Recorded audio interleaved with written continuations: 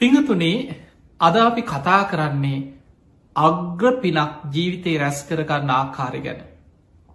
ඔබ දන්නවා බුදුරජාණන් වහන්සේ දාන සීල භාවනා හැටියට ත්‍රිවිධ පුණ්‍යක් ක්‍රියාවන් විස්තර කරන්නට යෙදුණ.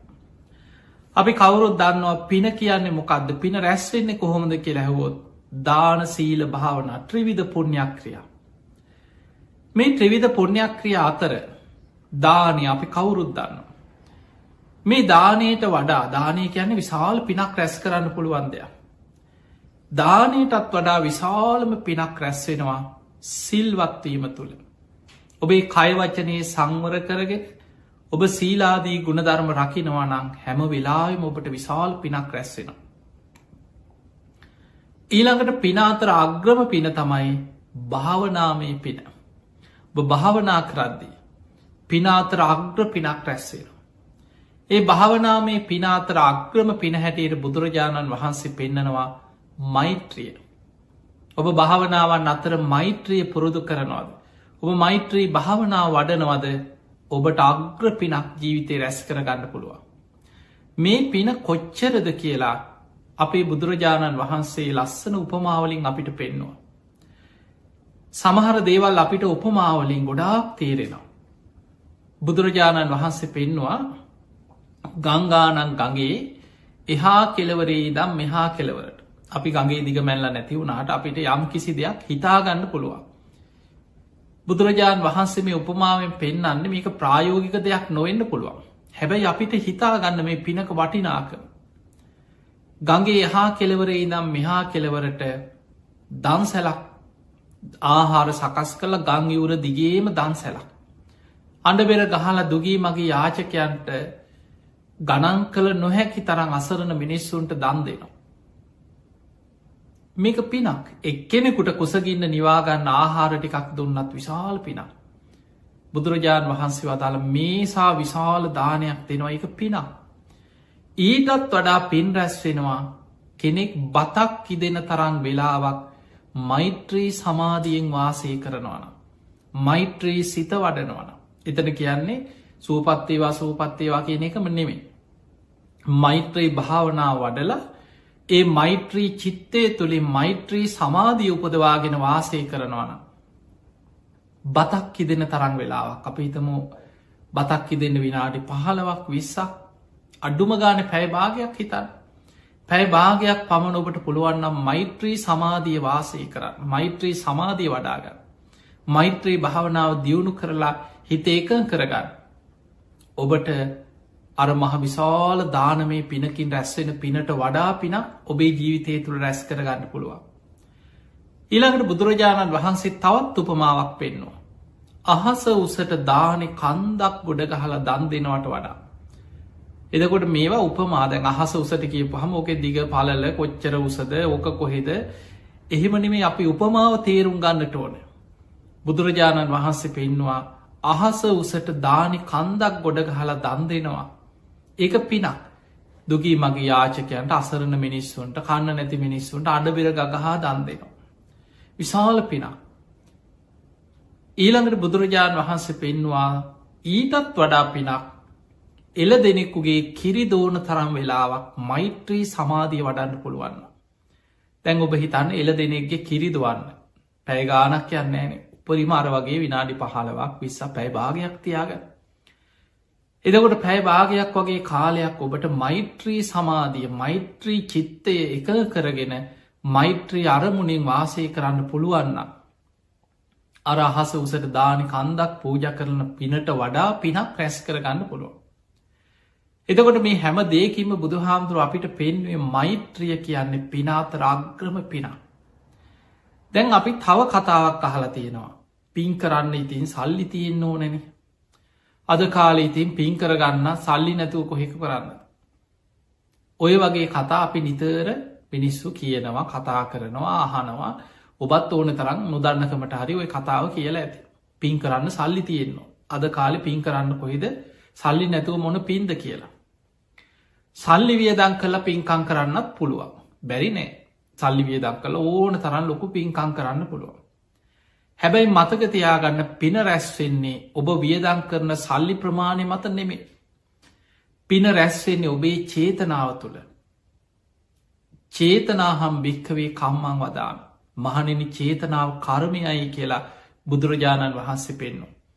එහෙම නම් පින රැස්වෙන්නේ ඔබේ චේතනාව තුළ ඔබේ හිතේ තියෙන පිරිසිදු භාවය මත ඒ පින රැස්වෙන්නේ පිනේ ප්‍රමාණි තීරණය වෙන්. එහෙම නම් කෙනෙකුට දැන් සල්ලි නැති කෙනෙකුට දන් දෙන්න පුළුවන්ද කියලා ඔබට හිතේ පුළුවන්. ඒකටත් බුදුරජාණන් වහන්සේ පෙන්නවා මහණෙනි මගේ දිලිඳුම ශ්‍රාවකයන් පවා. තමන් උයා පිහාගත්ත භාජනයක් හෝදල විසි කරත් ඉඳුල් වතුර විසි කරනවාන අපි මොනවාහරි කනවන ජීවත්තෙන් කොච්චර දුප්පත් වනත් මොනවාහරි දෙයක් අඩුගාන අලබ් බතරයක් තම්බගෙන හරි මනුස්සේ කන අකුසකින්න නිවාගන්න. ඒ කෑම කාල පිගානක් හෝදල විසි කරත් මුට්ටි වලන්ටික හෝදල විසි කරත් ඒ වතුර විසි කරනකොට හිතනවා මේ බත් ඇට මේ ඉදුල් වතුර මේ මහපොළොවේ ඉන්න කුසගින්න ඉන්න සත්වයකුට ආහාරයක් වේවා. කොයි තරන් සත්‍යයෝ මේ මහපොළොවේ කුසගින්න ඇත. ඒ සත්වයන්ට කුසගිනි නිවේවා මේ ඉදුල් වතුර ටික පවා ඔවුන්ට ආහාරයක් වේවා කියල හිතන. අන්න බුදුරජාණන් වහන්සේ පෙන්වා ඒකත් දානමය පිනා. ඒ නිසා පින කියන්නේ චේතනාව රැස්සෙන දෙයක්. හැබැයි සල්ලි තියෙන කෙනාට ගොඩක් වියදං කළ මහා පින්කන් දන් දෙන්න පුළුවන් බැරි නෑ. ඊළඟට දානයට වඩා විශාල පිනක් රැස්සෙනවා සිල්වත්වීම තුළ. අන්න එතනදී සිල්වත්වෙන්න කවුරු සල්ලි ගන්නේ නෑ. සල්ලි දීලා අද ඇසේ සමාදන් වුණා දෙන සල්ලි දෙන්න කියලා කවුරුත් සිල්ගත්වට සල්ලි ඉල්ලන්නේ. එතකොට ඔබ සිල් රකිනවා කියලා කියන්නේ ඔබ හම්බ කරගන්න දේ ඉතුරු වෙනවා වියදං වෙනවා නෙමේ ඔබට ඉතුරුවක් වෙනවා. මිනිස්සු නාස්ති කරගන්නේ. හම්බ කරගන්න ධනය විනාස කරගන්නේ දුරාචාරය නිසා දුස්සීලකන් නිසා. හොඳට බලන්න එක්කෝ සල්ලාලකම දුරාචාරය සමහරු සූදුවට කැසිනෝවලට ඒවට පුරුදු වෙලා තමන්ගේ ධනය නාස්ති කරගෙන විනාස කරගෙන දේපල පවා නැති කරගෙන අවසානය මහපාරට හිඟමනට වැටෙනවා සමහර. එක්ක පාපමිත්‍ර ආශ්‍රය බේ බද්ධ ටිකක් ඇසුරු කරව. පාපමිත්‍ර යාළුව ටිකක් ආශ්‍රයට ගත්තොත් නැත්තට නැති වෙලා යන. සමහරු තමන්ව සූරගෙන නැත්තට නැති කරලා අතේ සල්ලි නැති වුණට පස යාළුවොත්නය අන්තිමට. ඕන තරම් මිනිස්සුන්ට අත්දැකින් ඇති. සල්ලි තියෙනවනං අර කූම්බි මේ සීනිටිකට කූම්බි පිරෙනවා වගේ ඔබට සල්ලි තියෙනවනම් අතේ පයි ගැවසෙනවන යාලුවෝද නෑ යොද ඕන තරං හොයාගන්න පුළුවන්. නැති නෑදෑයෝ නෑදෑකං කියාගෙනනවා. යාලුව පරණ යාළුවන්ට ඔබෝ මතක් කෙනවා. ඔබට යමක් තියෙනවනම් ඔබ සල්ලි තියෙනවනම්. හැබැයි ඔබේ අතේ කියක් හරි නැති වෙනකොට. ඔබ වැටෙනකොට. ඔබේ ව්‍යාපාර කඩාගෙන වැටෙනකොට. අතේ සතේ නැතිවෙනකට අපි කියන අතේ සතේ නැතිවෙනවා කියෙන නිකන් කතාවට. ඔබට බොහොම අමාරු කාලයක් එනකොට මේ උදවල් කරපු මිනිහාක බලාගෙන යන වෙලාවල්ල. අපි ආදුරන්නෑ කියනවා. ඔය අපේ නෑයෝ නෙවෙයි ඔය ඇත මිනිස්සු නිකං අපේ නෑදෑකං කියාගෙනාවට. අන්න එහෙම නෑදෑයෝ මග හරිනවා. ඒක තමයි ජීවිතයේ ස්වභාවේ. ධර්මය තේරුම් ගත්ත කෙනා බුද්ධිමත්ව කටයුතු කරනවා අහුවෙන්න යන්නෑ මිනිස්සුන්ට. අන්නේ නිසා සිල්වත් කෙනා ඉතුරු කරගන්න. සිල්වත් කෙනා තමන්ගේ ජීවිතයේ අර දුරාචාරයට බේබත් දන්න එක්ක සල්ලාලයන්න එක්ක පාපමිත්‍රයන්න එක්ක සුරාව සූදුව ඒවට වියදං වෙන්න ඇත්නම් හම්බ කරන ධනය ඉතුරු වෙනවා. එක් ආයෝජනය කරනවා එක්කො තමන් ඉතුරු කරගන්නවා තමන්ගේ පවුලේ තමන්ගේ අයගේ දියුණුව වෙනුවෙන් සැලසුම් කරන. එතකොට එයා මෙලව සිල්වත්වීම තුළම බෝග සම්පත්තියෙන් දියුණුව කරායනවා. ඊළඟට බුදුරජාණන් වහන්සේ පෙන්වා පිනාතර අග්‍රම පින භාවනාව. අග්‍ර පිනක් දැන් අපි කතා කරා මෛත්‍රී භාවනාව කියන්න පිනාතර අග්‍රයි කියලා. දැන් ඔබ මෛත්‍රී භාවනාව වඩනකොට කවරුවරි සල්ලිගන්න දාවය භාවනා කරන්න කොච්චරලා භාවනා කරාද එනම් මෙච්චරත් දෙන්න කියලා. ඔබට සතයක් වියදන් වෙන්නේ. පිනාතර අග්‍ර පිනක් රැස් කරන්න පුළුවන්. දැම් බලන්න එහෙම නං පින් කරන්න සල්ලි තියෙන් ඕනෑ කියන කතාව අපි පින ගැන දන්නේ නැති නිසා ඒක පිනට ගරහා කිරීම. අපි පින ගැන දන්නේ නෑ. අපි හිතාගෙන ඉන්න ලොකෝට සල්ලි වියදං කරලා අන්ඩ පෙරගහලා සරසලා නිකන් සමාජයට පේන්න කරන මහා ලොකු සෝබන වැඩ මේවා තමයි හරි පින්කං කියලා පේෙන්. ඒවා පින්කං කියලා දකින්නේ පින ගැන දන්නඇති කෙන. ඇත්තටම පින මොකක්ද මේක චේතනාව රැස්වෙන දෙයක් හිතේ පිරිසිදුකම තුළ රැස්වෙන දෙයක්. මේක මෛත්‍රිය තුළ සිල්වත්කම තුළ තමන් තුළ රැස්වෙන දෙයක් කියලා දන්න ඇති කෙනා අර සෝබන දේවල් මහා පින්කං හැටියට දකිනවා. ඒ නිසා පිංහතුනී පින කියන්නේ මොකක්ද කියලා නිවරදි කරගන්න නිරවුල් කරගන්න. ඒ පින ඒ මෛත්‍රී ආනිසංස ගත්තොත් මහා පුදුම ආනිසංස රැසක් මේ ජීවිතය තුළම අත්දකින්න පුළුවන්. දැන් බොහෝ දෙනෙක් කැමති ඔබ කැමතිද මේ ජීවිතය විශාල කැපකිරීමක් කරලා ප්‍රතිඵලනෑ. කෝ ප්‍රතිඵලා ඒවා ඊළඟ ජීවිතයට කියන. ඒවා මැරුණට පස්සේ කවුරුත් කැමතිනෑ. මේ ජීවත්වෙලා ඉන්නකොට ඇස් පනාපිට මේ ජීවිතය අපිට අත්දකින්න පුළුවන්න යම් ප්‍රතිඵලයක් අන්න කෙනෙක් කැමති ඒකට. ඒ නිසා දැන් අප හිතම ඔබ යමකට මුදල් ආයෝජනය කරනවා කියලා. ඔබ ව්‍යාපාරයකට මුදල් දානවා. ඔබ ව්‍යාපාරයට මුදල් යොදවන්නේ ඔබට ඒක ප්‍රතිලාභ කොච්චර ඉක්මනින් ලබන්න පුළුවන්ද මේක ප්‍රතිලාභ මොන තරම් ඉක්මනින් ලැබෙනවද. අන්න ඒක මත කවරුහරි කියන ඔයා මේකට මුදල් යොදවන්න ඔයා මේකට කැපවෙන්න මහන්සි වෙන්න හැබැයි වාට ප්‍රතිඵලය ලැබෙන ඊළඟ ජීවිතය. ඔයාට පස්සේ මැරුණට පස්සේ කවුරුත් කැමති නෑ. මේ ජීවිතේ ලබන්නයි කැමති. මේ ධර්මය මතකතියාගන සන්දිිට්ටිකයි. අන්න මේ ධර්මය තියෙන ප්‍රධානම ලක්ෂණ ටික. මේ ධර්මය මේ ජීවිතය අත්දකින්න පුළ දැන් මේවා නොදන්න නිසා තමයි ඔය බුදු දහමයක නිවන ව මේ මැරිලා නිවන කියන මැරිල ලබන එකක් නෙමේ. මළගෙවල්වල පෝස්ටර්වලට මේ අපේ කාලයක් තිසි පුරුද්දක් හැටියට මරණ දැන්වීම් වල ඕන අපරාධකාරයකුට බේබද්ධයකුට බීල කුණු වෙලා මැරුණත් සමහර වෙලාවට නිවන් සැප ලැබේවා කියල එක මිනිස්සු හර බැනර්දාන. එතකොට ඒ බැනර එකෙන්වත් ඒ නිවන් සැප ලැබේවා කීවට මැරිල ලබන එකක් නෙමේ.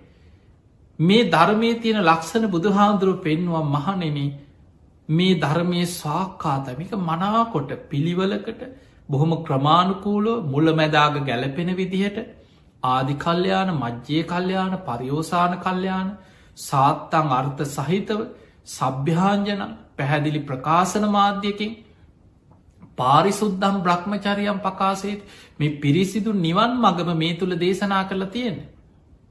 එනිසාපි කෙන සාක්කාතයි.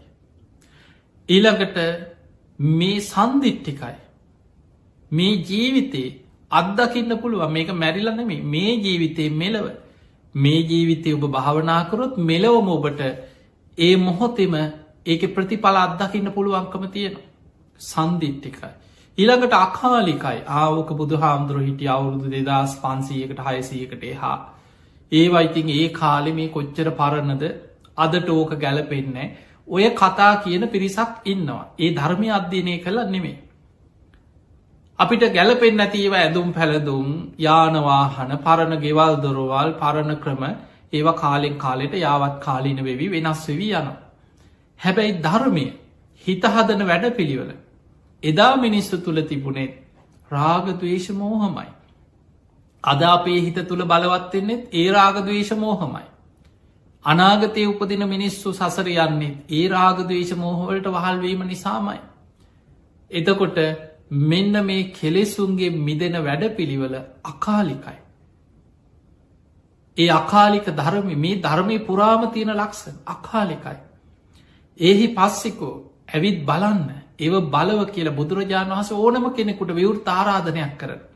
මේක පිට ඉදං ඕක හරියන්නෑ කියන්න එක නෙමේ ඕන කෙනෙකුට ධර්මයට ඇතුල් වෙලා මේ ධර්ම මාර්ගය ගමන් කළ බලන්න පුළුව ප්‍රතිපල් ලැබෙන හැටි. අත්දකින්න පුළුව. ඇවිත් බලන්න. කොහොමද දකින්නේ ඕපනයිකෝ තමා තුළින් දකි. මේක තමා තුළින් අවබෝධ කරගන්නේ තමා තුළින් දකින්න. ඕපනයිකෝ. පච්චත්තං වේදි තබ්බෝ විඤ්ඥෝහි. ප්‍රඥාවන්ත කෙනා තම තම නැන පමණින් මේ අවබෝධ කර. මේක හැමෝටම එක විදිහට වැටහෙන්නෑ ඒකට හේතුව. අපේ සංසාර පුරුදු අපේ නුවන අපේ ප්‍රඥාව ඒව ප්‍රමාණ දැන් අපි ලෝක දිහා ගත්තහම හැමෝටම එකම විදිහ මතක ශක්තියක් එකම විදිහ නුවනක් එකම විදිහ වටහා ගැනීමක් නෑ. කෙනෙක් ඉන්නවා බොහෝම දක්සයි. යමක් ෂණයෙන් වටහා ගන්න කියපු ගමන් තේරෙන. තව කෙනෙක් ඉන්න ඔයාට එහෙම තේරෙම් යන්න. එයා ඒක හොඳට අධ්‍යයනය කළ තව පොත්පත් බලලා කීප සැරයක් කාල බොහොම අමාරුවෙන් යායේ දැනුම ඇති කරගන්න. තව කෙනෙක් ඉන්නවා එයාට කොච්චර කීවත් තේරෙන්නේ එයාට කාලයක් යනවා. සමහල්ලාට ගුරුවරු කීප දෙනෙක් යොදෝලා ගෙවල්වලට ගුරුවරු ගෙන්න්නනවා පන්ති යනවා ඔහොම ගොඩාක් උත්සාහරන්තම යමක් තේරුම්ගන්න. සමහරු ඉන්නවා කොච්චර කිව්වත් තේරෙන්නෙමනෑ හිත පිහිටන්නෙමනෑ ඉගෙන ගන්න හිතෙන්නෙමනෑ මතකේ කල්පනාව හැඳෙන්නෙමනෑ. එතකොට එක එක් කෙනාගේ නුවනි ප්‍රමාණ